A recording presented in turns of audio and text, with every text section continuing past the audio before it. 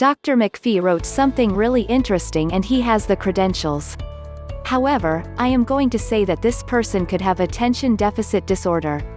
And that kind of person is helped by watching a visual picture or film while listening to the speaker. Or this potential listener could be focused on thinking of a person who he really would like to speak with and who his mind is presently preoccupied or, dare I say, obsessed with. But isn't this rude of this potential listener? If this potential listener were in his right mind, which means, ready to engage, and you engaged him to speak with him, then he would force himself to listen. And if he were a decently behaved human, he would listen. But is this really the case?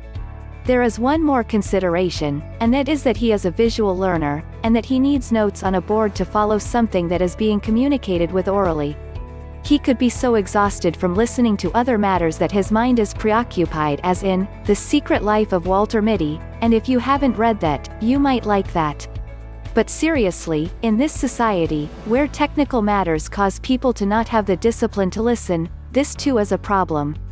In fact, since the pandemic, many people have had to resort to the telephone, and without the countenance of the human, the listening is difficult for some because the lack of discipline and the lack of visual stimuli.